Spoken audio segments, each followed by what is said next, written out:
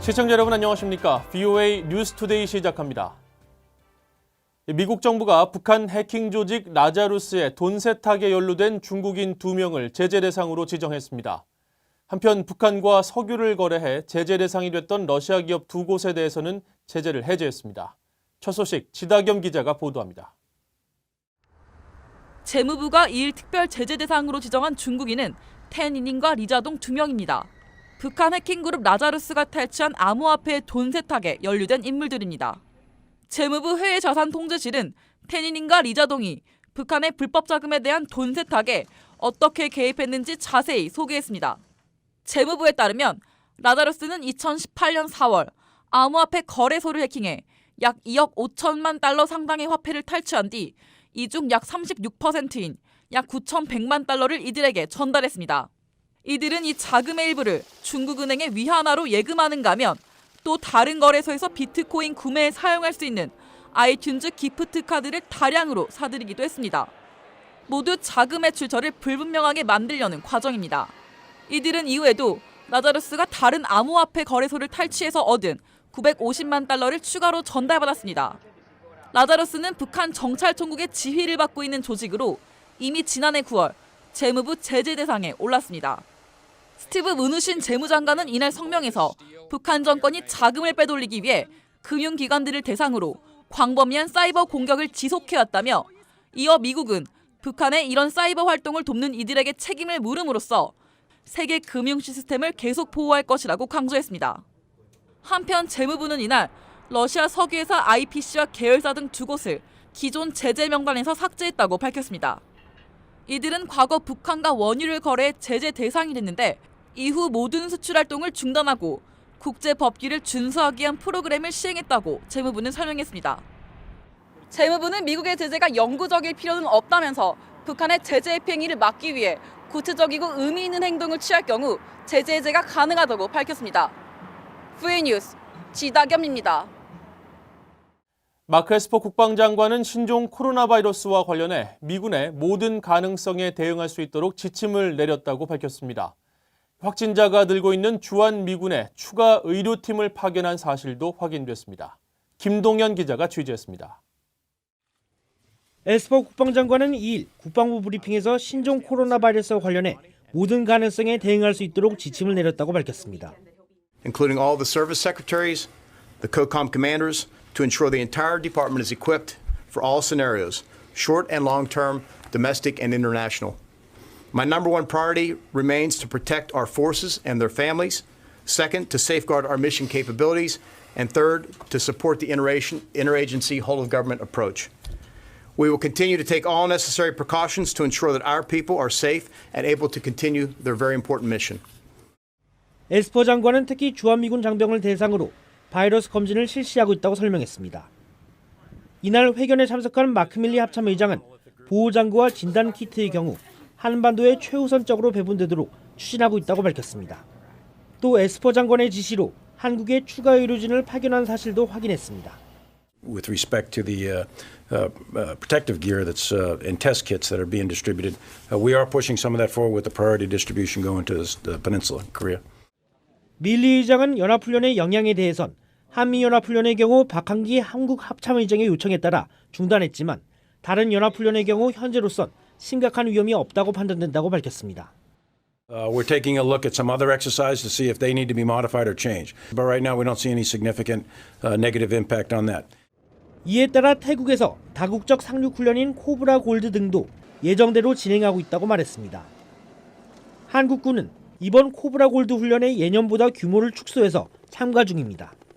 에스퍼 장관은 코브라 골드에 참가하고 있는 가명국과 장병들에 대해 모든 예방 조치를 취하고 있다는 점을 상기시켰습니다. VOA 뉴스 김동현입니다.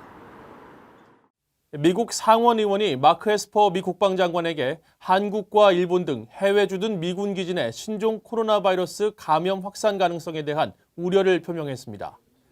공화당의 톰 틸리스 의원은 지난달 28일 에스퍼 장관에게 보낸 서한에서 이 같은 우려를 전하며 해외 주둔 미군 기지 내 감염 확산 방지 노력과 비상사태 시 지원 물자 운송 등 준비 태세에 관한 계획을 마련할 것을 요구했습니다. 특히 미군 최초 감염 사례가 발생한 주한미군기지 내 감염 확산 방지를 위해 총력을 기울일 것을 당부했습니다. 프랑스가 북한의 신종 코로나 봉쇄 조치 때문에 평양주재 협력사무소를 임시 폐쇄한다고 밝혔습니다.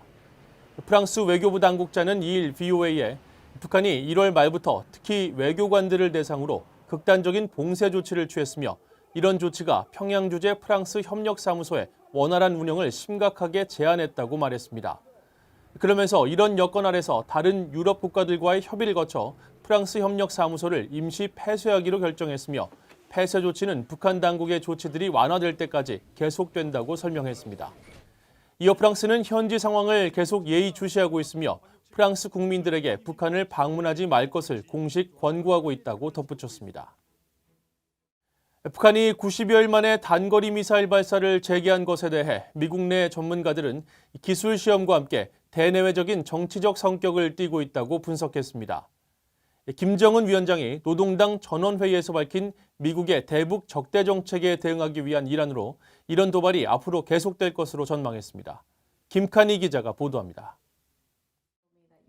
마크 피츠패트릭 국제전략연구소 IISS 연구원은 북한의 이번 단거리 미사일 발사에 대해 우선 군사적 준비 태세를 유지하기 위한 목적이 있다고 분석했습니다.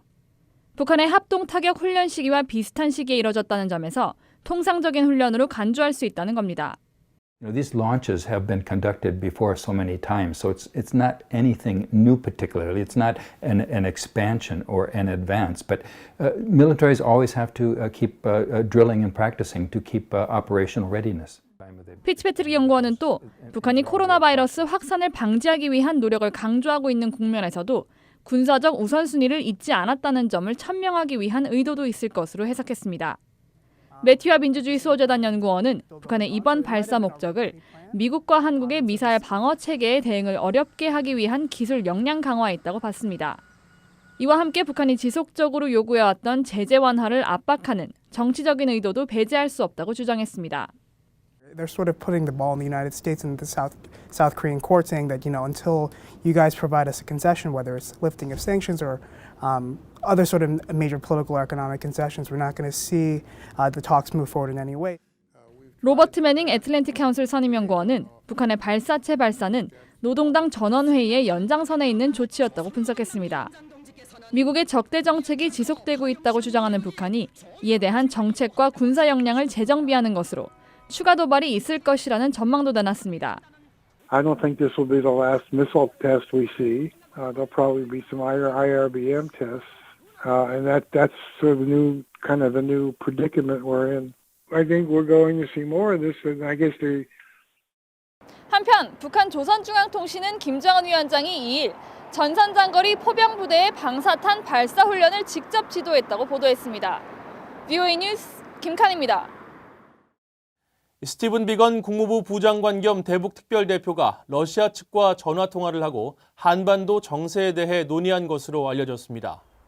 러시아 외무부는 2일 미국 측의 요청으로 이고리 모르글로프 러시아 외무차관과 비건 부장관이 전화협의를 갖고 한반도 주변 정세와 영내 현안에 대한 종합적 해결 전망을 논의했다고 전했습니다. 미러 고위 당국자 간 이번 통화는 한반도 비핵화를 위한 미북 협상이 장기 교착 상태를 벗어나지 못하고 있는 가운데 북한이 이날 올해 들어 처음으로 단거리 발사체 2발을 발사한 뒤 이뤄졌습니다. 유엔 안보리 순회 의장국인 중국이 미북 비핵화 협상 교착과 관련해 대북 제재 완화의 필요성을 거듭 강조했습니다. 장준 유엔 주재 중국 대사는 2일 뉴욕에서 열린 안보리 순회 의장국 취임 기자회견에서 북한 문제는 대화와 협상을 통해서 풀 수 있다며 이를 위한 우호적인 환경을 만들기 위해 제재 완화가 필요하다고 주장했습니다. 한편 장준 대사는 신종 코로나 바이러스와 관련해 북한이 이에 대처하기 위해 할 수 있는 모든 것을 하고 있다면서 감염자 확인 등에 대한 정확한 정보는 없다고 말했습니다. 이상으로 VOA 뉴스투데이를 마칩니다. 시청해주신 여러분 고맙습니다.